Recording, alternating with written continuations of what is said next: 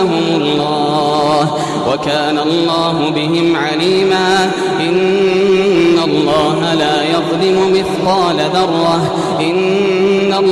لا يظلم مثقال ذرة وإن تك حسنة يضاعفها ويؤت من لدنه أجرا عظيما.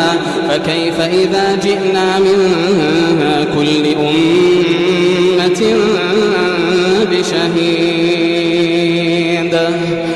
إن الله لا يظلم مثقال ذرة وإن تك حسنة يضاعفها